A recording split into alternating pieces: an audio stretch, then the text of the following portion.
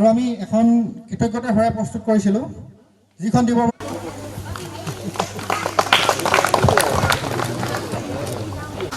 তেখেতক এখন ফুলাম গামোচাৰে আদৰণি জনাব আমাৰ মনোজ বৰগোহাঁই। আমাৰ লগত উপস্থিত আছে। প্ৰথম কথা, আমি যি ঠাইত আহি উপস্থিত হৈছোঁ, ইয়াত দ্বিতীয় বাৰ্ষিক চুকাফা নাট্যোৎসৱ আয়োজন কৰা হৈছে। কিন্তু ইয়াৰ এটা ঐতিহাসিক ভেটি আজি আমি প্ৰত্যক্ষ কৰোঁ, আৰু সেয়া হৈছে যে যেতিয়া ইয়াণ্ডাবু সন্ধি অনুসৰি অসম ব্ৰিটিছৰ অধীনলৈ গৈছিল, তাৰ পাছত গমধৰ কোঁৱৰৰ নেতৃত্বত ব্ৰিটিছৰ বিৰুদ্ধে যি স্বাধীনতাৰ যুঁজ আৰম্ভ হৈছিল, সেই স্বাধীনতাৰ যুঁজ আৰম্ভ হোৱা জুৰীয়া নামঘৰ, য'ত পৰ্যালোচনা হৈছিল, য'ত ৰণকৌশল প্ৰস্তুত হৈছিল, সেয়া আজি আমি প্ৰত্যক্ষ কৰোঁ। আৰু তাত উপস্থিত হৈ আমি যথেষ্ট গৌৰৱ অনুভৱ কৰোঁ।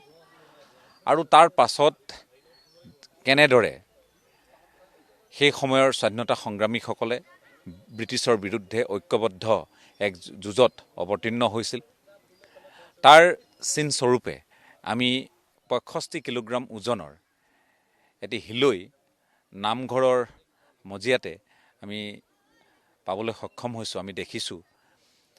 এতিয়া মূল কথাটো হ'ল যে এই ঐতিহাসিক ভেটিটোৰ বিষয়ে মৰঙীয়াল অঞ্চলৰ বাদেই দিয়ক, যোৰহাটৰ বহু লোকে নাজানে। মৰঙীয়াল অঞ্চলৰ ৰাইজৰ এটা ইয়াত দীৰ্ঘদিনীয়া তেওঁলোকৰ ভূমিকা আছে যে তেওঁলোকে কথাখিনি সজীৱ কৰি ৰাখিবলৈ যত্নৱান হৈছে। কিন্তু যোৰহাট জিলাখনৰ বহু লোকে নাজানে, অসমৰ আন জিলাৰ ৰাইজে কেনেকৈ জানিব। গতিকে এওঁলোকে যি নাট্যোৎসৱ আয়োজন কৰিছে, তাৰ মাজেৰে আমাৰ যি স্বাধীনতা সংগ্ৰামৰ ইতিহাস, সেইখিনিক তেওঁলোকে উজ্জীৱিত ৰূপত সকলোৰে সন্মুখত দাঙি ধৰিবলৈ প্ৰয়াস কৰিছে। গতিকে সমন্বয় অসমৰ প্ৰতিগৰাকী কৰ্মকৰ্তাক মই ধন্যবাদ জ্ঞাপন কৰিছোঁ, কৃতজ্ঞতা জ্ঞাপন কৰিছোঁ। আৰু আমি আহ্বান জনাইছোঁ চৰকাৰৰ প্ৰতিও যে 1826 চনৰ 24 ফেব্ৰুৱাৰীত ইয়াণ্ডাবু সন্ধি অনুসৰি অসম ব্ৰিটিছৰ অধীনলৈ গৈছিল। কিন্তু তাৰ পাছত সেই দীঘলীয়া পৰিক্ৰমাটো বুলি নকলেও আমি অন্ততঃ ক'ব পাৰোঁ যে 26ৰ পৰা 30 চনলৈ, 1826ৰ পৰা 1830 চনলৈ যিসকলে ব্ৰিটিছৰ বিৰুদ্ধে তেওঁলোকে এই সংগ্ৰামত ব্ৰতী হৈছিল, সেইসকলৰ স্মৃতি যুগমীয়া কৰিব পৰাকৈ অন্ততঃ কিবা এটা ব্যৱস্থা হাতত লওক।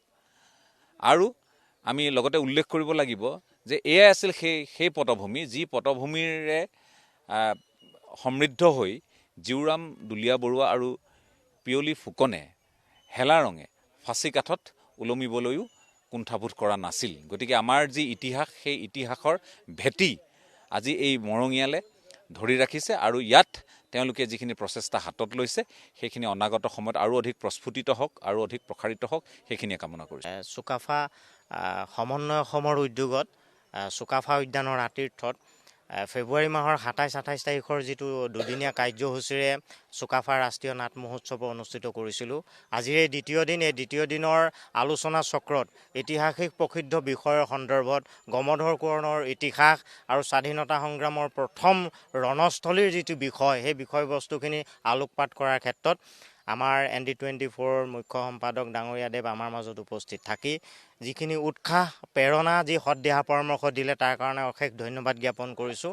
আৰু যিসকল বুদ্ধিজীৱীয়ে আমাৰ নিমন্ত্ৰণ মৰ্মে উপস্থিত হৈ চুকাফা উদ্যানৰ সৌষ্ঠৱ বৃদ্ধি কৰাৰ লগতে আমাৰ স্বাধীনতা সংগ্ৰামৰ প্ৰথম ৰণস্থলী মৰঙীয়াল জুৰীয়া নামঘৰত অনুষ্ঠিত হোৱা আলোচনা চক্ৰত উপস্থিত থাকি আমাক যিটো প্ৰেৰণা দিলে, তাৰ কাৰণে আমি ধন্যবাদ জনাইছোঁ।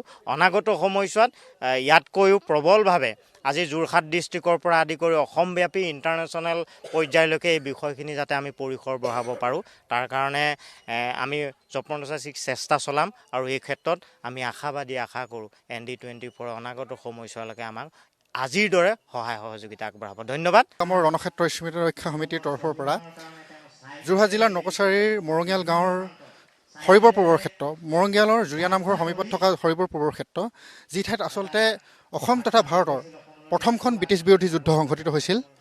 অসমৰ স্বাধীনতা সংগ্ৰামৰ প্ৰথমজন নেতা গমধৰ কোঁৱৰ তেখেতৰ সৈন্যবাহিনী যি দিছৈ কোট যিটো ভোগনৈ নদীৰ উৎসৰ দিছৈ কোটৰ পৰা ৰজাবাৰীলৈ যোৱাৰ বাটতে এই স্থানত যিটো পুৰণি নামঘৰ আছিল দেবেৰপাৰা তৰাতলী একালৰ দেবেৰপাৰা তৰাতলী খাটৰ মৰঙীয়াল গাঁৱৰ এই পুৰণি নামঘৰ সমীপৰ এটা সৈন্যবাহিনীৰ শিবিৰ যিটো খোজ বুলিও কোৱা হয় উক্ত শিবিৰতে প্ৰথম স্বাধীনতা সংগ্ৰামৰ ৰণখন সংঘটিত হৈছিল উক্ত ৰণখনৰ লগত সংগতি ৰাখি আচলতে আমি আজি এটা জাচিংফা অনুষ্ঠান অনুষ্ঠিত কৰিছোঁ আৰু আমাৰ অনুষ্ঠানত উপস্থিত আছিল শ্ৰদ্ধাৰ বিশিষ্ট সাংবাদিক ৰাজদীপ বাইলুং বৰুৱা ডাঙৰীয়া উপস্থিত আছিল গতিকে আমি এই চেগতে তেখেতলৈ ধন্যবাদ জনাইছোঁ আৰু আমি আশা কৰিম যে প্ৰথম স্বাধীনতা সংগ্ৰামৰ ৰণক্ষেত্ৰ স্মৃতি ৰক্ষা সমিতিয়ে আমি সকলোৱে লগ লাগি যিটো অসমৰ বা ভাৰতৰ স্বাধীনতা সংগ্ৰামৰ প্ৰথমখন ৰণক এটা বিশেষ পৰ্যায়লৈ লৈ যাবলৈ যি চেষ্টা অব্যাহত ৰাখিছোঁ আশা কৰোঁ সকলোৰে সমিলমিলীয়া প্ৰচেষ্টাৰে আমি সেই উক্ত ৰণত অংশগ্ৰহণ কৰা বীৰসকলকো এটা স্বীকৃতি প্ৰদান কৰিব পাৰিম লগতে উক্ত যুদ্ধস্থলীৰ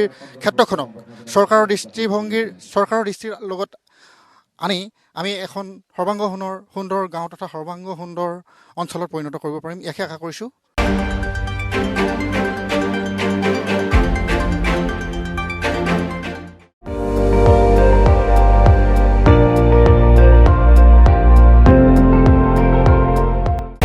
আপুনি চাই আছে ND24 সৰ্বশ্ৰেষ্ঠ নহয় সৰ্বোত্তমৰ দৌৰ